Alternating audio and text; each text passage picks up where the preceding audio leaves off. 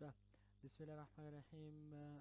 نن زموږ تاسې درس چې دی هغه د هیماتولوژي په باره کې دی.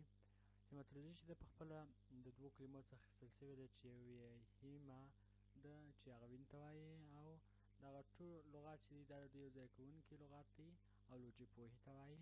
هیماتولوژي هغه علم دی چې د هغه په واسطه باندې علم پېژندل کېږي، یا عبارت هغه علم څخه ده چې د وینې جوړښت، ترکیب، وضعیت او ساختمان او متشکله اجزاو څخه په نورمال او غیر نورمال حالت کې بحث کوي. هیماتولوژي له دوو یوناني کلمو څخه اخیستل شوې ده چې د هیماتو په معنا د وینې او لوجي په معنا د پوهې ده. په اصل کې هیم په معنا د وینې دا او لوجي په معنا د پوهې ده، او دا ټول د دوو یو ځای کوونکي یا کمباینري ورډ دی، لغات دی. ښه، بل دلته یو بل لغات لرو، وینه یا بلډ. تعریف وینه د وینې تعریف داسې دلته درته کوي چې وینه د یو مایع منظم نسج یا کنیکټیو ټیشو څخه عبارت ده چې په یو تړلي دوراني سیستم کې دوران کوي. د وینې تعریف داسې کړی دی چې د یو مایع منظم نسج یا کنیکټیو ټیشو څخه عبارت دی چې په یو تړلي دوراني سیستم کې دوران کوي. وینه یو خاص ارتباطي نسج دی، کوم چې وظیفوي اړیکې یا انتقالي تنظیم یا وظیفوي اړیکې لکه انتقالي، تنظیموي، ذخیروي او دفاعي په مابین کې د مختلفو سیستمونو کې تامین کوي. ښه، وینه یو خاص ارتباطي نسج دی، کوم چې وظیفوي اړیکې، انتقالي، تنظیموي، ذخیروي او دفاعي په مابین کې د مختلفو سیستمونو کې تامینوي. ښه، د وینې ځانګړتیاوې. وینه چې د رنګ له نظره وینه سور رنګ لري، یعنې شریاني وینه پوخ سور رنګ لري، او ځکه چې اکسیجن 2 یعنې اکسیجن زیات شتون په کښې کې لري، ځکه خو سور رنګ لري او زیات شتون لري. او وریدي وینه ارغواني سور رنګ لري، یعنې بانجاني ته ورته چې هغه تور ته نږدې کېږي، یا پرپل ریډ چې په انګلیسي کې ورته ویل کېږي، ځکه د کاربن ډای اکساید زیات شتون په هغه وینه کې دا ښیي چې هغه وینه شین رنګ لري یا تور ته نږدې رنګ لري. وینه د بدن د وزن د 7 څخه تر 8% جوړوي. که چیرې د انسان وزن مثلا 100 کیلو وي، نو د دغه بدن کې به 8 کیلو وینه وي تشکیلوي، 8 یا 7 کیلو وینه وي تشکیلوي. په یو نورمال بالغ شخص کې د وینې حجم په اوسط ډول 5 لیټره دی. 5 لیټره داسې ښیي چې مثلا دا وینه نسبتا د هغه دغه ته فرق کوي، مثلا د هغه وزن ته فرق کوي، لکه څنګه چې موږ دلته ذکر کړله. داسې چې که چیرې 100 کیلو وي، نو وینه بیا د 7 څخه تر 8 کیلو پورې وي، تقریبا 1 کیلو یو څه تر 1 لیټر کمیږي، ځکه وینه د وینې حجم کم او وزن یې زیات دی. ښه، لیټره ده. خو په نوي زېږېدلو ماشومانو کې 4.5 ملي لیټره، تقریبا نیم لیټر هم نه کېږي، تر نیم لیټر لا یو 50 سي یا 50 ملي لیټره کمیږي. او په ښځو کې 4.5 لیټره ده، 4.5 لیټره، 4.5 لیټره یا تقریبا 1 ګیلن ته ورنږدې کېږي. د وینې پی ایچ په نورمال ډول ضعیف کلوي وي. کلوي خو موږ تاسې ویلي وو چې پی ایچ چې دی هغه 3 ډوله دی، یو خنثی دی، او یو چې دی هغه اسیدي یا تیزابي دی، او بل القلي یا بیس دغه دی، بیس پی ایچ دی. تیزابي یې د 1 څخه تر 7 پورې دی، او القلي یې د 7 څخه تر 14 پورې دی، او خنثی چې دی هغه خپله 7 دی. ضعیف قلوي یعنې تقریبا نږدې لږ په 4 فرق سره قلوي ته ورنږدې کېږي، یو څه قلوي دی. د شریاني وینه او وریدي وینه 3 یعنې د شریاني وینې پی ایچ چې دی هغه 7.4 دی، او د شریاني وینې او د وریدي وینې پی ایچ دی هغه 7.6 پی ایچ دی. د وینې له زوجیت یا ویسکوسیټي چې ورته ویل کېږي، ویسکوسیټي هغه راته ویل کېږي کله چې ته وینه د یو ځای څخه بل ځای ته داسې راتویوې، نو هلته معلومیږي چې دغه وینه چې ده هغه داسې له زوجیت لري او خټوالی لري، لکه چې مثلا یو خوږ شی راتویوې. د وینې له زوجیت یا ویسکوسیټي یا کشش چې دی 3 څخه تر 5 مرتبې نسبت اوبو ته زیات دی، یعنې تر اوبو یې له زوجیت یا کشش زیات دی.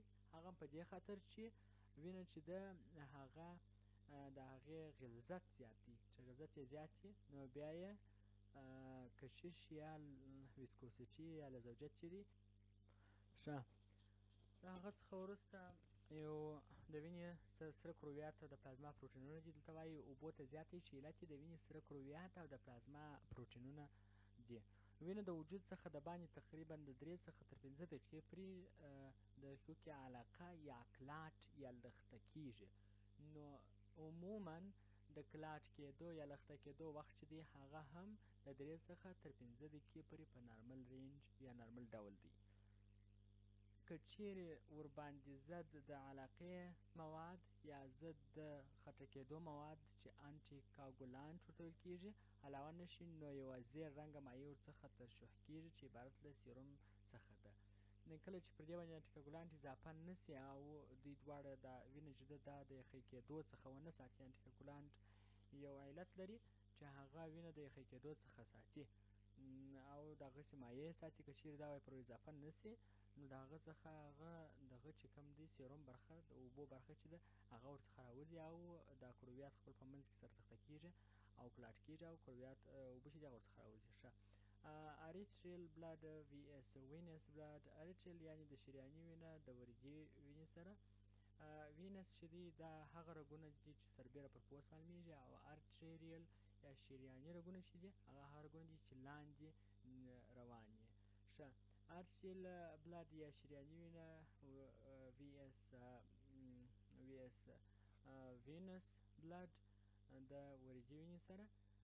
وریدي وینه هغه ده چې د دې خوا څخه روانه وي یعنې سربیرن پر پوست باندې د دغه وینې رګونه چې دي موقعیت لري د دغه وریدي وینې یعنې وینه چې دا کوم رګونه چې د لاسو باندې سربیره دي په دغه رګو کې وینه لوړ طرف ته ځي، د زړه طرف ته ځي، نه د زړه د خوا څخه نه راځي بلکې د انساجو څخه راوتلي وي او د زړه خوا ته پمپ کېږي.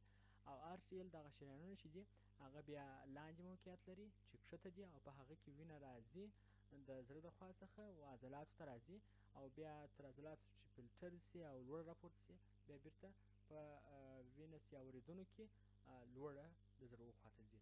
ښه نو دلته چې کله وینه د زړه د خوا څخه راپمپ کېږي هغه ته چې د سږو د خوا څخه اکسیجن اخیستی وي تقریبا چې سپین رنګ لري ځکه چې کاربن ډای اکساید خپله تور رنګ لري تقریبا چې سپین رنګ لري یا مثلا تیز سور رنګ لري ګلابي رنګ لري دغه وینه راځي و انساجو ته او انساجو ته اکسیجن رسوي. اکسیجن چې ورسوي د هغې خوا څخه کاربن ډای اکساید اخلي او د باندې راوځي. د باندې څخه مې مطلب دا دی چې د پوست سربیرنې خوا ته راځي او په دا وینس یا وریدو کې لوړ طرف ته ځي. موږ هر وخت د ورید وینه کاږو چې کوم موږ محنتونه پکښې کې ترسره کوو نو هغه وینه چې ده هغه اکثره وخت توره وي. که چیرې دا وینه د دغه څخه وکاږئ د شریان څخه وکاږئ چې شریان تر غوښې لاندې ژور موقعیت لري د هغه څخه وکاږئ هغه وینه به داسې ګلابي رنګ ولري. ښه لارس اف اکسیجن برایټ ریډ د زیات اکسیجن د امله چې دی روښانه سور رنګ لري او لارس اف کاربن ډای اکساید ډارک کریمسون او د زیات کاربن ډای اکساید د موقعیت څخه د موجودیت څخه سور بانجاني رنګ یا سور ته ورته تیز رنګ لري. دلته هم یو څو مثالونه اخیستي د هغه وینې دي چې د دغه څخه اخیستي دي د شریانو څخه یا ارټریل څخه اخیستي دي او دغه هغه وینې دي چې د وینس یا د وریدو څخه اخیستي دي. ښه د هغه څخه وروسته دلته د وینې جوړښت دی. د وینې جوړښت چې دغه وینه د چیز څخه جوړه ده د هغه په اړه کې دلته معلومات دي. د وینې جوړښت د وینه د جوړښت له نظره د وجود په جدا جدا اعضاو کې صورت نیسي. نو دغه جوړښت چې دی د وینې جوړښت دلته د دې جوړښت څخه مطلب دا دی چې وینه چیرې جوړیږي. د دې جوړښت څخه مطلب دا دی چې وینه په کوم ځایو کې جوړیږي. دی وایي وجود د نظره د جوړښت نظره په وجود کې په جلا جلا اعضاو کې جوړیږي. د وینې حجرات په هیماتوپیوټیک سیستم هیماتو خو موږ تاسې ویل چې وینې ته ویل کېږي تر دا ځایه پورې او پیوټیک په اصل کې جوړېدونکي ته ویل کېږي جوړېدونکی سیستم. د وینې جوړېدونکی سیستم ان کې جوړیږي چې دا سیستم مشتمل دی او له هډوکي مغز یا بون میرو او لمفاوي اعصاجو یا ټیشو لمفیټیک ټیشو تایمس غده یا تایمس ګلاند توری یا سپلین ځیګر یا لیور او لمفاوي عقدات یا لمف نوډز کې جوړیږي. دلته یې څو شیان یاد کړه. یو د هډوکي مغز بون میرو په ترمینالوژي کې مغز ته وایي، بون هډوکي ته وایي، بون خو په انګلیسي کې هم هډوکي ته وایي. لمفاوي انساج یا لمفاټیک ټیشو، لمفاوي انساج چې موږ تاسو ویلي وه چې لمفوسایټونه جوړوي، چې دا بیا وروسته هم تشریح کړو چې هغه جنګ ته آماده کوونکې حجرې جوړوي. تایمس غده ده، تایمس غده خو نه هغه دی چې تر غاړې لاندې موقعیت لري او ټي ایچ دی هغه دغه کوي، تایرویډ سټیمولیټینګ هورمون چې دی هغه د تایرویډ غدې څخه څڅول کېږي.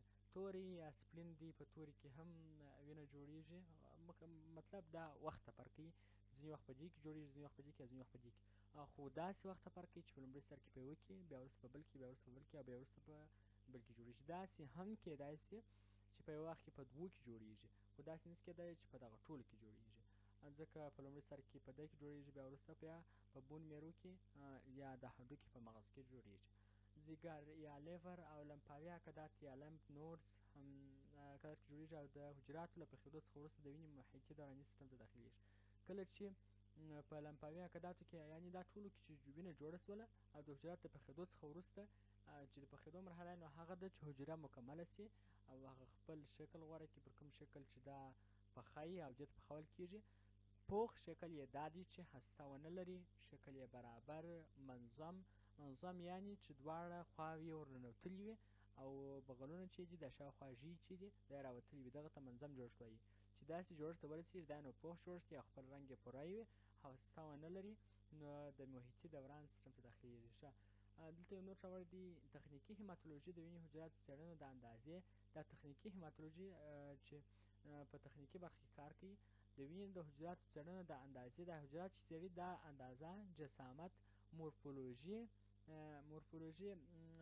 په اصل کې د هغه جوړتیا او ناجوړتیا یا ډیزیز یا سیکنس ته ویل کېږي، ساختمان یا سټرکچر او سایتوپلازم له نظره تخنیکي هیماتولوژي دغه شیان څېړي چې د هغو څخه اندازه، جسامت، مورفولوژي، ساختمان یا سټرکچر او سایتوپلازم له نظره څېړي. خو سایتوپلازم له نظره خو د وینې کیمیاوي تخنیک ډېر د وینې مایع برخه یا پلازما څېړي. هغه هیماتولوژي یعنې هغه حجرات چې څېړي هغه یې دغه شیان څېړي، په هغو کې اندازه د جسامت، مورفولوژي، ساختمان او سایتوپلازم دي. خو هغه کیمیاوي برخه چې ده، کیمیاوي برخه کې بیا هغه مایعات څېړي، چې په مایعاتو کې رقم مایعات پکې دي، هغه مایعات څېړي. موجود مواد پکې د خصوصیاتو، کمیت او کیفیت له نظره تر څېړنې لاندې نیسي. ښه، نور به هم وایو انشاءالله په بل درس.